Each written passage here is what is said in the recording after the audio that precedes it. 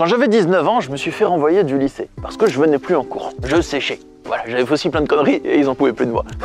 Par exemple, une fois, j'étais rentré dans la salle de classe, j'avais un masque de catch. J'étais torse nu. J'avais le masque de Rey Mysterio.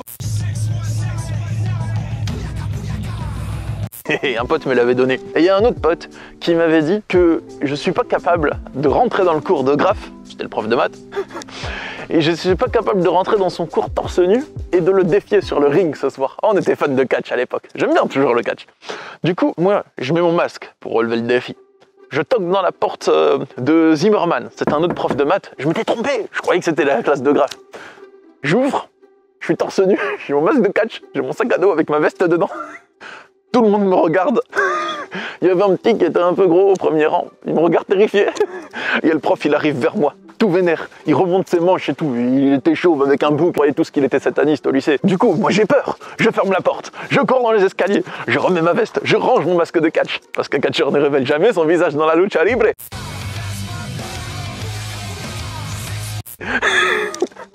Je remonte les escaliers.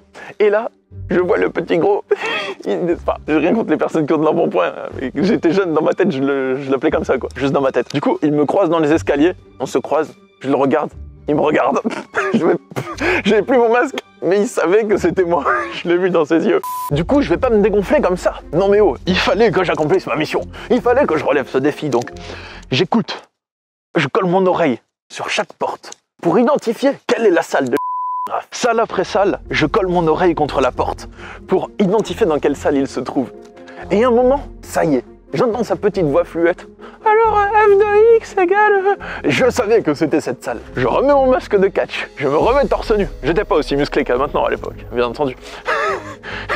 Donc, je toque à la porte. Ouais, j'ouvre la porte. Il y a mon pote qui m'a fixé le défi. Il se retourne, il fait avec un rire de cancre. Mais pareil, hein, j'étais aussi un cancre, c'était marrant, tu vois. Quand je dis ça, c'est gentil, c'est avec amour. Il se retourne, mes potes. Je suis torse nu, fier, avec mon sac à dos, mon masque de Rey Mysterio. Et je dis au prof, je t'attends sur le ring ce soir. Et lui, il m'a reconnu. Et il me dit, bon Stanislas, tu arrêtes tout de suite, il y a une heure de colle. Alors là, je lui réplique, je ne suis pas Stanislas. Et je ne sais pas qui est ce Stanislas, mais il doit être beau, puissant et doté d'une force sexuelle incomparable. Et là, je ne sais pas ce qu'il lui a pris à ce prof, hein, parce que c'était pas dans sa personnalité d'habitude. Et il décide de me courir après. Je ne m'y attendais pas. Hein. Vraiment, c'était le prof, c'était la victime de tous les élèves. Le pauvre, franchement, le pauvre. Même les intellos, ils faisaient des cancres dans sa classe. Bref. Du coup, qu'est-ce que je fais? Je dévale les escaliers à toute allure. Et il tombe dans les escaliers, mais il lui est rien arrivé. Heureusement, je l'ai pas poussé, hein. J'ai juste couru pour pas me faire attraper. Et il a glissé, il a trébuché. Et il a renoncé à me poursuivre. Mais il a eu aucun bobo, heureusement. Le lendemain, j'arrive en cours, je m'installe et il y a la principale adjointe qui me dit d'aller dans son bureau. Je vais voir le principal, qui ressemblait un peu à une pomme de terre. Et il me dit, nous savons qu'il y a eu quelqu'un qui s'est introduit dans le cours de Monsieur Zimmerman ou de Monsieur Graff, je ne sais plus, hier. J'avais fait les deux. Hein. Un individu masqué a fait irruption dans son cours. Et on sait que c'est vous, mais nous n'avons pas de preuves. Nous aimerions que vous vous dénonciez. Alors moi, je lui réponds le plus naturellement du monde, vu qu'il m'a révélé qu'ils n'avaient pas de preuves. Je lui dis, bah non, c'était pas moi. La preuve, j'avais pas cours à ce moment, j'étais chez moi. Voilà, comme j'avais pas cours, j'étais chez moi, c'est la preuve que c'est pas moi. 0 sur 20 en termes d'alibi. Le prof, enfin le principal, il me dit, bon bah ok, hein, mais vous recommencez plus. Bref, le rendez-vous s'est terminé. À force de faire des conneries de ce genre-là, à force de sécher les cours, simplement parce que j'avais plus du tout la motivation, je savais même plus à quoi me servait le lycée. C'était un lycée général, j'avais pas de plan après, je voulais avoir le bac parce que tout le monde me dit qu'il fallait avoir le bac, mais j'avais aucun plan de carrière concret après, aucun métier que je convoitais, enfin bref, j'avais des problèmes avec ma mère, je venais de partir de chez elle, je venais de souffler enfin un peu, j'avais zéro motivation pour le lycée, et ils ont fini par me remercier. Ma deuxième terminale, j'avais redoublé la terminale, j'ai entamé ma deuxième année, et en novembre, je crois qu'ils m'ont jarté du lycée, ils m'ont dit, bon écoutez, vous êtes renvoyé, hein, vous pouvez passer le bac en candidat libre. Je dis ouais, je le ferai, sans trop y croire, et finalement, je n'ai pas passé mon bac. Mais j'ai passé un diplôme équivalent plus tard, des formations, enfin j'ai passé plein de trucs, hein, j'ai plein de formations en tout genre après. Mais bon, Si je vous parle de ça, c'était pour vous amener une bonne introduction sur le sujet. Pourquoi je travaille tout ce temps en fait? Pourquoi je travaille autant en fait? Je vais vous parler un peu de mon rapport au travail, parce que ma puissance de travail m'a permis de réaliser mes rêves par la suite. Autant pour le lycée, j'en avais rien à faire, j'étais complètement démotivé, j'avais des 0 sur 20 de moyenne, littéralement. Hein. En maths, j'ai déjà eu 0 pile sur 20. J'étais assez fier de cette note d'ailleurs. J'étais le seul élève de la classe qui avait réussi à décrocher des 0 et pourtant, je ne foutais pas rien. Je faisais quand même les contrôles, mais je m'enchaînais 0 sur 0 sur 0. Attends, mais les maths, les amis, on en parle des maths au lycée général. À partir du moment où tu as décroché, tu peux plus, c'est fini. C'est pas comme l'anglais où genre, je sais pas, t'as loupé un chapitre, mais tu peux comprendre les nouveaux mots et tout. Non, les maths, t'as loupé les fonctions, tu loupes tout le reste, c'est fini. Donc moi quand on me disait il faut factoriser l'équation, oh là là, logarithme népérien, mais arrêtez. Bref, allons-y. Alors, mon rapport au travail. Quand j'ai été renvoyé du lycée, j'étais un foyer jeune travailleur. J'avais un contrat avec le conseil général, c'est ça qui m'a permis de m'évader de chez ma mère. Et j'étais tellement épuisé de ce que j'avais vécu chez ma mère, l'emprise, que j'ai passé plusieurs mois à ne rien foutre. Du tout. Donc, je me levais le matin, je sortais, je captais des potes, un peu. Et après, je restais chez moi, je regardais des vidéos, enfin voilà, j'étais vraiment tranquille. Je me reposais, je me détendais.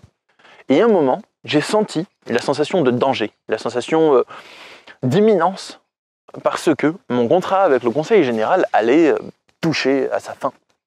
On allait bientôt arriver au terme. J'avais pas mon bac, j'avais pas de travail, j'avais jamais eu de travail de ma vie. Je savais pas ce que c'était que de trouver du travail, j'avais pas de grand frère, personne m'a montré l'exemple. Ma mère, elle était en invalidité, enfin, j'avais pas d'exemple de travailleurs et de personnes qui m'aident à m'introduire dans le monde du travail. Donc j'ai dû me bouger mes fesses comme je l'ai toujours fait. Et j'avais peur, parce que pour moi, trouver du travail, c'était genre un truc qui n'était pas de mon acabit, un truc qui n'était pas fait pour moi. Donc j'ai fait tout ce que j'ai pu pour trouver des petits boulots. Un contact que j'avais, a fini par me regarder sur un petit boulot à Auchan, au rayon boucherie, au rayon des produits transformés. Donc j'avais pas le choix, je l'ai fait. Hein, voilà. Ensuite j'ai eu un contact pour le rayon boulangerie d'un ami qui connaissait son ancien chef de quand il était en stage. Et je l'ai fait aussi. Ensuite, j'ai été à la mission locale pour me faire accompagner pour trouver du taf. Et une conseillère de la mission locale m'a aidé de ouf à trouver un travail à la CAF. J'ai travaillé pendant 2 ans en tant que gestionnaire conseil à la caisse d'allocation familiale. J'ai passé un CQP, un certificat de qualification professionnelle. Je me suis vraiment bougé le cul pour y arriver. Oh putain, qu'est-ce qu'il était dur ce CQP à passer. Mais le niveau d'exigence qu'ils nous demandaient, c'est abusé. On dirait qu'on allait rentrer à la NASA. Je me suis fait un bon ami à la CAF, qui est toujours mon ami aujourd'hui. Et on faisait que dire entre nous, mais c'est quoi ce niveau de difficulté? On dirait qu'on va travailler à la NASA, on passe au certificat de qualification professionnelle. Bref, je l'ai passé, ce CQP, et au bout d'un moment, j'en pouvais plus de la CAF. Mon organisme arrivait à saturation. Ça faisait 2 ans, je m'étais stabilisé, j'avais gagné de l'argent. J'ai voulu partir de la CAF. J'ai trouvé un petit emploi en téléconseiller, j'en pouvais plus non plus. Fallait que je crée mon activité de sophrologue et coach en développement perso. J'étais déjà en formation à ce moment-là. Et j'ai fait la même opération que quand je suis parti de chez ma mère. J'ai passé quelques mois tranquilles à pas faire grand-chose. Je faisais des vidéos par-ci par-là. C'était vraiment le début de ma chaîne YouTube. Et j'avais pris une période de chômage pour création d'activités et d'entreprises. Je crois qu'1 an et demi avant la fin de mon chômage, seulement 6 mois après m'être reposé, j'ai senti de nouveau l'impression de danger ou d'imminence. Il fallait que je me mette en action. Et c'est à ce moment-là que j'ai commencé mon run. Le run que j'ai fait, il continue jusqu'à aujourd'hui. C'est là que j'ai commencé mon run mythique. Je me levais tôt, je travaillais jusqu'au soir. J'accomplissais des quantités de travail énormes. Donc moi qui n'avais jamais été entrepreneur de ma vie, qui connaissais aucun entrepreneur, je regardais des vidéos sur internet. Comment gagner sa vie en tant qu'entrepreneur, comment se former là-dessus. Je regardais des vidéos sur comment monter un business en ligne. J'en ai pris certains éléments, j'ai incorporé à ma sauce, comment créer des vidéos YouTube. Et je me formais là-dessus. J'apprenais, j'ai monté mon premier site internet sur WordPress. Et je savais même pas ce que c'était que monter un site internet. Ou WordPress, qu'est-ce que c'est que tout ça? J'ai dû tout apprendre, me former par moi-même. La newsletter, tout ça, enfin j'ai tout appris par moi-même. Et petit à petit, je mettais les choses en place tout seul, sans aucune personne qui m'aiguillait là-dessus, à part les vidéos que je regardais sur internet.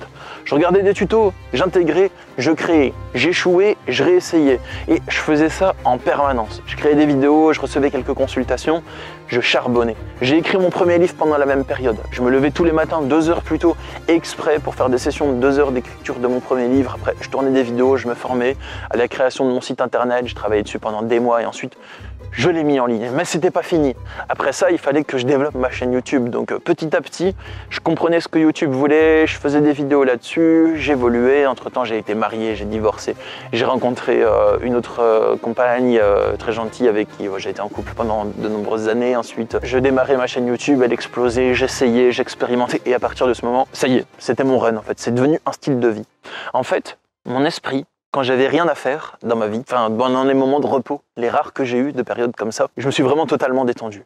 Et à partir du moment où j'ai ressenti qu'il fallait que je me mette au travail, mon esprit est alors devenu une sorte de pont entre ma situation présente et la situation future que je convoite. C'est comme si j'avais mobilisé en moi une immense puissance de marche, une immense puissance de création, une immense puissance de travail, et cette force, je l'ai mobilisée.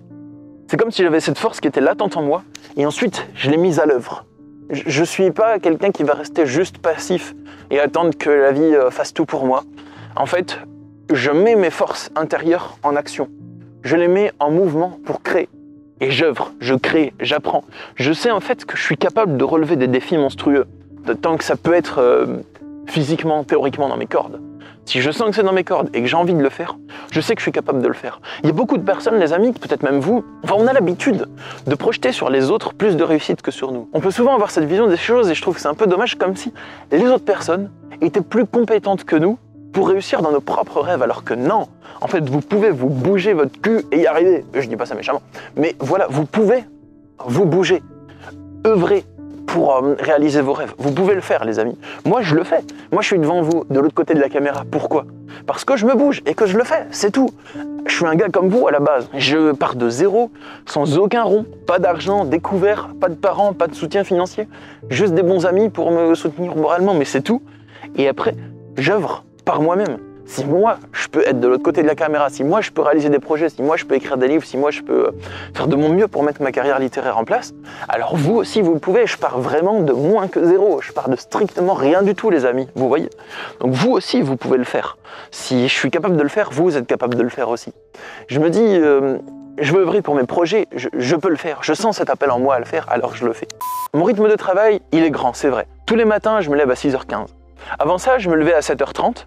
En 2018, et un matin je me suis dit ouais, en fait je vais écrire un livre en plus, enfin j'ai écrit plein de livres dans ma vie, donc je vais écrire mon prochain livre, et pour écrire mon prochain livre, en fait j'aimerais faire les sessions d'écriture avant mon travail de la journée. Donc j'ai mis mon réveil à 6h15, et depuis 2018, je me lève à 6h15 tous les matins, voilà. Le week-end des fois je dors un peu plus, je m'accorde des grasses maths jusqu'à 8h. Mais ça c'est parce que je n'ai pas besoin de beaucoup de sommeil. Mon organisme il dort 6h30, je suis en forme, ça y est moi, c'est bon. Enfin j'ai de la chance, j'ai un ami, s'il regarde cette vidéo, il se reconnaîtra. Des fois, il peut dormir 3 heures et il est en forme. C'est un surhumain, je ne sais pas comment il fait. Je ne sais pas de quelle source d'énergie mystique il puisse ses super pouvoirs. Mais moi, je ne suis pas connecté à exactement la même que lui. J'ai quand même besoin de dormir 6h30. Je fais des journées où je travaille beaucoup le matin, de 6h15 jusqu'à à peu près 11h. Pendant ces sessions de travail, je vais répondre à mes emails. Pour commencer, je vais faire un post sur les réseaux sociaux. Les posts que je fais tous les matins avec des photos de moi, des textes ou avec des citations, c'est pas des choses que je vais préparer à l'avance. Il y en a pas plein qui sont prêts pendant une semaine. Non, non, non. C'est des trucs que je fais vraiment au jour le jour. C'est pour ça que vous aimez bien ces posts en général, parce que dans l'énergie, vous sentez peut-être que c'est authentique, que c'est spontané. Parce que c'est le cas. Genre, mon post du matin, je l'ai rédigé le matin. Ma citation du matin, je l'ai écrite le matin. La citation avec une image et un texte par-dessus pour illustrer, je l'ai faite le matin en fait. Ensuite, selon mon programme du jour, je vais soit donner des consultations, soit je vais travailler sur des projets, écrire des vidéos, travailler à la structure de mon prochain livre, monter des vidéos, monter des miniatures, ce genre de choses, faire les tâches de mon travail. Ensuite, je passe à la muscu au repas, parce que je fais de la muscu 5 séances par semaine également aussi. C'est pour ça que j'ai ce corps d'athlète que vous pouvez admirer. Profitez-en dans cette vidéo. Bref, les amis, un jour je déchirerai un débardeur comme Hulk Hogan. C'est mon idole pour ça. Après manger, des fois j'ai un coup de barre, parce que la digestion, voilà. Et après, une fois que le coup de barre est passé, je me remets au travail et on recommence à créer. Et selon les semaines, selon mon programme, je peux travailler le soir aussi. Et donc je vais travailler l'après-midi et je peux travailler le soir. Et à certaines fois, je travaille jusqu'à 23h, mais même des fois, je travaillais jusqu'à 2h du matin. C'est abusé. Une fois, j'étais avec mon pote là qui dort 3h. J'ai téléphoné un soir à 2h du matin, samedi. Je lui ai demandé si tu dors pas, on peut s'appeler. Comme ça, pour papoter de la vie normale. Et je lui ai dit, ouais, je viens de finir de travailler maintenant, j'en peux plus. Bref, si je fais tout ça, c'est pour réaliser mes rêves, les amis. Et ça marche, j'avance. Je fais 2 travails en parallèle.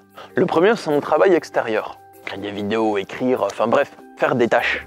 Le deuxième, c'est mon travail intérieur. Et ça, c'est un travail de réalignement permanent de mon énergie pour tendre vers la réalisation de mes rêves. Ce travail, je le fais soit quand je marche dans la forêt, soit quand je prends ma douche, soit quand je prends des petits moments sans rien faire, ou soit le matin au réveil. En général, quand je me réveille, je prends peut-être 20 à 30 minutes pour lire quelques pages de mon livre et pour faire des exercices qui sont donnés dedans. Le livre, c'est Le pouvoir éternel de Robert Collier. Il est vraiment bien. Et il donne quelques exercices pour aligner notre énergie sur nos désirs, pour activer l'énergie des désirs. Je parle pas des désirs charnels, je parle vraiment des désirs, des aspirations profondes dans la vie, des rêves, tout ça, voilà. Et il donne des exercices pour tendre vers ça. Donc je l'ai fait le matin, et ça me permet de réaligner en permanence mon énergie vers ce que je veux vraiment, vers ce qui résonne vraiment au fond de moi. Et c'est pour ça que mes objectifs, c'est aussi de me diriger vers ma carrière littéraire. Parce que j'ai réalisé au fil du temps que ça m'anime vraiment, la carrière littéraire. Ah bah, Journal de bord, je continue, hein. Je kiffe de ouf cette chaîne, il n'y a pas de souci. Vous posez pas la question. Et dernièrement, pour vous parler de mon rapport au travail et les week-ends, qu'est-ce que j'en fais? Bah, ça dépend des week-ends en fait. Soit les rares fois où j'ai prévu quelques jours de repos dans la semaine pour aller voir un pote ou un truc dans le genre, je vais travailler le week-end pour compenser, avant et après. Soit le week-end, j'ai du travail, parce que j'ai pas réussi à tout finir la semaine, et donc je fais ce que j'ai à faire aussi le week-end, et je travaille aussi le samedi et le dimanche. Ou maintenant, j'essaye de lâcher la bride en fait. Je me rends compte que ce rythme de travail, il était quand même un peu trop effréné, donc j'essaye de lâcher la grappe un peu, de ralentir un peu. Donc là, je vais faire de mon mieux pour ne plus travailler les week-ends. Bah, je vais quand même travailler certains week-ends, mais pour travailler le moins de week-ends possible. Et pour faire des choses personnelles, soit juste dormir, me détendre devant une série le week-end, soit voir des amis, faire des choses avec des amis. Faut que je puisse avoir un rythme de travail sur le long terme qui est supportable, qui est convenable pour moi. Et c'est important. Mon rythme, il me convient quand même sur le long terme. Hein. Toutes les heures que je travaille par semaine, que je vous ai dites, c'est ok, ça fait des années que je le tiens, hein. C'est ok pour moi en fait. Je m'adapte, je sens que c'est pas mauvais pour mon organisme. Mais je sens que j'ai besoin de me lâcher un peu plus la bride et de me reposer. Les amis, je rêve aussi d'une chose, ça serait de me prendre des vacances à Bali, en Indonésie. J'ai déjà été, hein, et j'aimerais y retourner et prendre genre, je sais pas, 3 semaines sans rien faire du tout. Ça va me faire un bien fou de lâcher tout totalement pendant 3 semaines. Ça va être magnifique. Ça va me faire un grand bien. Donc pourquoi je vous parle de tout ça? Bah, parce que ça peut être inspirant pour vous, tout simplement. Si je peux faire des choses comme ça, vous le pouvez aussi. Si je peux croire en mes rêves et œuvrer pour, vous le pouvez aussi, les amis, à votre rythme, dans la mesure qui est la bonne pour vous. Mais ça peut peut-être vous inspirer d'une certaine manière sur votre propre chemin de vie, peut-être. Je vous le souhaite en tout cas. Si vous voulez que je vous parle d'autre chose dans mes vidéos, dites-moi dans les commentaires, faites-moi des suggestions. Si vous voulez que je parle de mon rapport à autre chose, enfin voilà, que je vous parle de moi sur certains autres aspects. Ou si vous avez des questions, développement perso, questions de connaissance de soi, gestion des émotions, tout ça, posez-moi ça dans les commentaires, les amis. Moi, j'aimerais bien avoir vos retours, et si c'est des choses qui vous intéressent, ça peut intéresser d'autres personnes aussi, donc moi, ça me ferait plaisir de faire une vidéo dessus. Il n'y a pas longtemps, j'ai même fait une vidéo entière pour répondre à une question qu'une abonnée m'a partagée, donc n'hésitez pas, moi ça me ferait plaisir. Dites-moi ce que vous avez pensé de cette vidéo aussi dans les coms, s'il vous plaît, parce que je vous parle de moi, j'expérimente des nouveaux formats sur Journal de bord, donc dites-moi ce que vous en pensez. C'était tout pour la vidéo d'aujourd'hui. J'ai fini ma petite session de tournage dans la forêt, je vais replier mon trépied, je vais rentrer à ma maison et je vais manger un bon repas. Je vous souhaite une bonne journée les amis, je vous envoie plein d'amour, plein d'énergie positive et je vous dis rendez-vous bientôt pour une prochaine vidéo. Bye!